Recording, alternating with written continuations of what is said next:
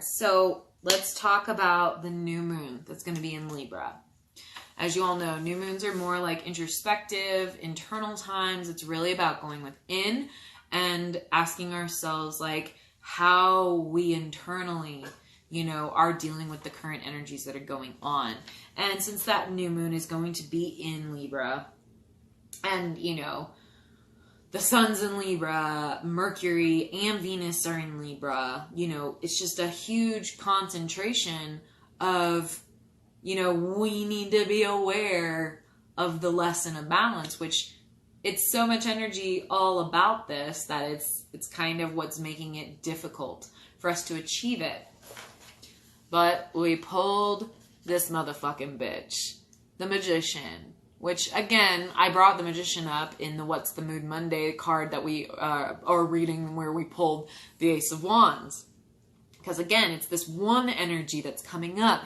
We're being initiated to something new. Something's opening up. This is an opportunity to really intend something big for our lives. And I really feel like the intentions need to be wrapped up in us as the Magician. Us being so conscious of our role as magicians. We fucking run this shit. How we show up, how we are in relationships, how we feel, how we think about things, how we present ourselves, how we communicate, how we move, how we act, how we, make decisions, how we honor our personal boundaries, how we do everything is up to us. This is our shit. Okay? And given that we've got like just all this energy in Libra, and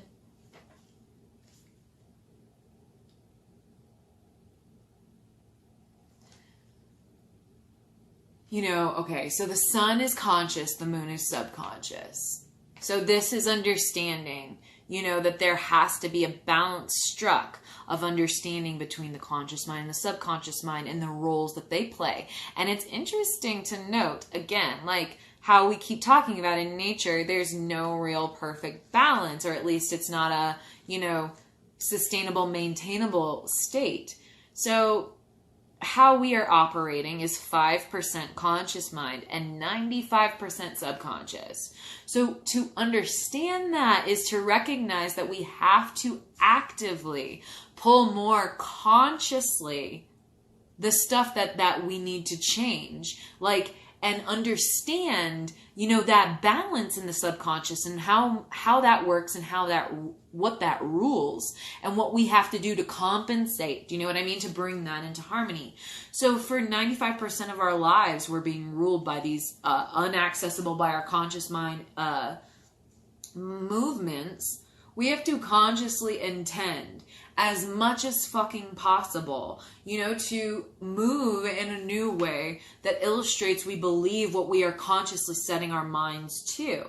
Because if we don't support that, if we don't balance out, what we keep saying we want, what we keep talking about, what we keep intending, if we don't show up and act as if that's already happened, we already have it, we already are that person, we already are healed like that, we already have moved on, we are already integrated, whatever. Obviously, whatever you can show up for today is not the fullest version of anything that you want for yourself, right? But to whatever ability you can show up for it, you gotta aim upwards so high to get to your potential. If you aim, if you aim at what you could do for the day, there's a lot of science that supports in terms of people's functioning and performance.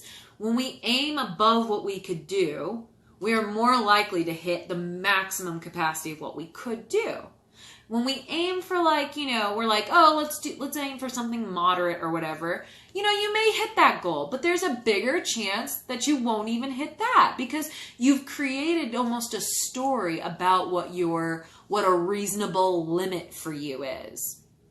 So even though there are limits that you won't be able to see for yourself in this day, it's really important to recognize your role as the magician who has total and complete control. Like this as an archetype is you who has complete control over all the tools for the game of life. You know how to wield your thoughts, you know how to wield your beliefs, you know how to like control and manipulate your emotions to serve what you're after. You know how to use your action and your energy to get the ball rolling, to do the hardest part, which is to get started, to initiate something, to build up some momentum. And as well as that, like you have the fortitude, the solidness, the groundedness to sustain that action long term until you get the motherfucking results, right? Those are all the tools that you possess. And if you were tapped into that, that means no matter what happens, you have the ability to be your best self in every single moment that you get.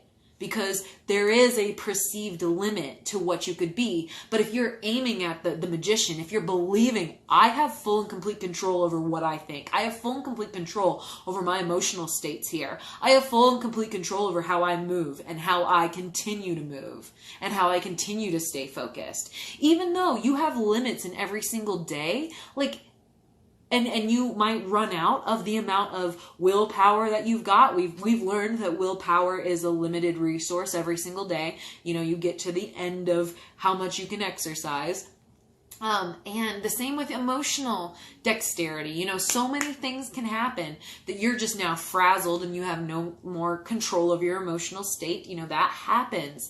But if we go into our lives intending to be the motherfucking magician, where it's like, no matter what the present moment brings to me, I have absolute control over how I respond to that. How I think about it, how I feel about it, how I move about it, and how I continue to act about it, you know, and until I get what I'm looking for. And I think that this understanding, this conscious like awareness of this archetype as an ideal that we can aim at this point. You know, it's not about actualizing a perfect version of being the perfect magician in every single moment. It's recognizing that we have access to that full archetype. And if we are fully present, meaning not living according to the results of our past, you know, not like imagining the past as like what the future is going to be like. That's a major thing with like Pluto's involvement in this new moon, because, you know, Pluto's going to go direct on the 3rd, and Pluto is kind of like, it rules our fears and our, you know, our fantasies and our illusions and so many things that keep us, I think, from fully actualizing our magician archetypal energy. So it's important to recognize, especially as we're about to roll up on Scorpio season, where Pluto is such a heavy influence and he gonna be direct again for the first time in like 5 months, that, you know, where we fear, you know, we really bind ourselves to.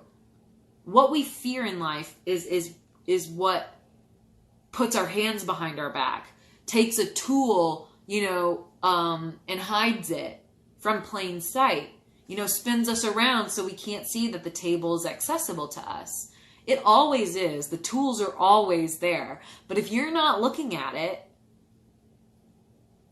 if you're not focusing on that, if you're not consciously making that valiant effort to push your direction, to be consciously reframing, redirecting, course correcting, whenever you see emotional reactions that are not serving how you want to show up, or, you know, saying things or thinking things in relationships that, you know, like that doesn't serve what I'm trying to honor and purchase, essentially, you know, like I think we pay attention and we pay time to purchase experiences.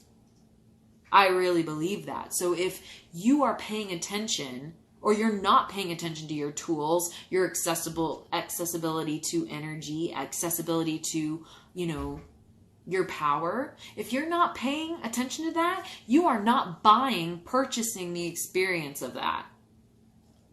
This has to be on the forefront of our minds. And I think that, it's an interesting thing that this new moon is just like, it's a time to really set things on a new course. For the next 4 weeks, like, we're really going to get so many messages about, like, and really so many opportunities to, like, be the magician. I really feel like this is going to be, for a lot of people, there's going to be a lot of, like, imbalance in relationships. There's going to be a lot of experiences in which it's going to be, like, hard to see that you're this.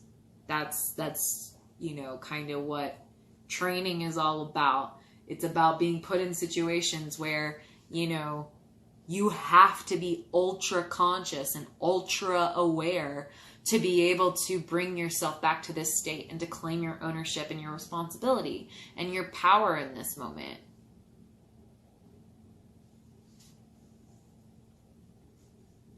And we really have to understand that, like, what we're paying attention to in our lives is directing what our experiences are. So, like, if we're paying attention to the hardest parts in relationships, if we're paying attention to, how someone's not living up to our expectations and all this kind of stuff, like, we need to be aware that these are projections of our own internal feelings about not living up to our standards, wanting stuff for our lives and not being able to fully live up to it. And then we have, we say we create our standards, and then, like, we hold people to them. We hold those expectations really fucking high. And it's like, like, the reason why we struggle with this is because we don't even live up to our own expectations. And so we sense the inner hypocrisy, and it becomes this really tumultuous, like, inner experience that we're not very conscious of, I feel. I think that this is a pattern that's running through as a result of not claiming, not owning this archetype fully. And how I was saying, it's like, to the quality of which we've done the internal work up until Libra season, that'll really determine how we are stepping in to the lessons that come with trying to have relationships. And this is really calling us into, how much have you really claimed this? How much have you really connected to the truth of this as who you are? The truth of this describing that the universe has given you every single tool that you need right now, and you have become aware of them. So until we start moving and acting as if, acting in a balanced way, acting with full understanding that I'm the magician and so are you. I have the truth and so do you. Sorry, I left my sound on here. Bummer. I hate when I do that. But, understanding all of this is really, really necessary. It's got to be integrated internally so that we can show up in relationships like this and also see other people in relationships like this. Because if we know you're the magician, you have all these tools yourself, right? And we know that, like, maybe someone in our life isn't taking responsibility for this stuff. If we can see, like, that we are, how we're going to be moving from here on out is not going to be lining up with them. And over time, we're going to see, these things drift apart and energy kind of align where it belongs. And I think when we have full ownership of that and are fully comfortable with that and can be truthful about that, we can move through space and time with a little less attachment. And I think the sooner we learn to be, like, less attached to the current state of relationships that we have right now, we're really saying, I'm no longer moving from fear of not having again, fear of lack. I'm actually fully living out the fact that I'm the magician, and that if somebody vibrates out of my life, or our, alignments just don't match up, and energy takes care of us no longer being together, or no longer spending time with each other, or no longer getting attention from one another. If that is what happens, the magician themselves trusts that, we are capable of showing up to the present moment, meaning our state of being alone again, or our state of dealing with the fact that someone else, either said a lot of things and then couldn't live up to them, or they haven't met themselves fully, or they haven't, been fully truthful about their responsibility in life and how they show up and how they treat people. Like, all of that is a lot less hard to hear, handle, take on when we've done this work for ourselves, I believe. And so I think that this new moon is very much going to be a time to initiate ourselves to the process of fully owning that magician energy, so that we can really bring that sort of empowerment to our relationships, to our partnerships, to our friendships, to our lovers. When we're the magician, we give space, again, for that person to be their own magician as well. And when we fully see the other as, a fully worthy, fully autonomous, total being who has their one life to live and has to make decisions that are feel good for them, and regardless of how that affects us, that is their ultimate goal. Just like that's our ultimate goal, to be aligned with ourselves and to do what's right for us. And if we're attaching to any certain person, any certain job, any certain, friendship to stay around, any certain person to become your lover, all of these things, that is not us aligning with what's aligned for us. No one person is aligned for us. It's about finding energy that works in harmony with yours. This is the major lesson of Libra season. Finding the energy that aligns with yours naturally, not trying to force anybody, not trying to use these skills to coerce or manipulate or convince that someone needs to treat you different. That's not how it is. It's to see them so respectfully, because you're the magician and they are too. It's to see them so respectfully that you don't attach yourself to them. They don't belong to you. They are whole in and of themselves. They are a whole fucking universe. And magicians who have all the power, what magician in the world would want someone to love them who they'd cast a spell on, who they had used their words or their cunning or their, whatever to get what they were desiring? I think a really enlightened magician doesn't want that at all. A real enlightened magician wants somebody to be in their life fully due to their own free will. And if their free will isn't, enthusiastic, excited, embracing the collaboration of energies, the coming together, the spending time and attention on one another, if that is not on equal measure, if that's not what they want to do with their own free will, then we need to be understanding that, hey, this life thing here it's an eternity loop. Not everybody's completely aligned. We're all at some different phase of the cycle. And just because I found beautiful things about you, well, duh. That's the thing with Libras and really any Venus ruled energy, is that beauty is seen so easily here. So when you feel the sadness of maybe losing somebody or the distancing or whatever, see if you can reframe that. Be the magician and reframe that as the reason I'm sad is because I can see their beauty and I just wanted to be surrounded by it. But you know what? As a cultivator, as a, manifester, as a creator, I know that I can pull the right garden to surround me. I am going to call in the right type of flowers that want to thrive in and with and around me. And I know I'm so in control and collaboration and awareness of the fact, I'm in conscious agreement to the fact that I'm the magician, That to act as if any one person being, you know, like leaving my life or whatever, like that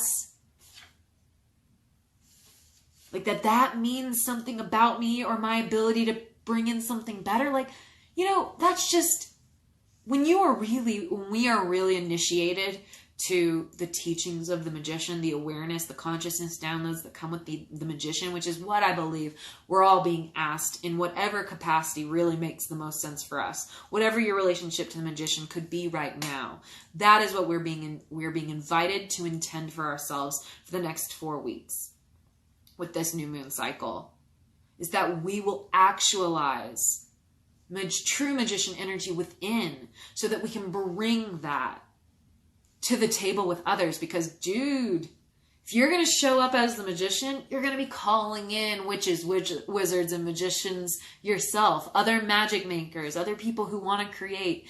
And I would say patience is your virtue.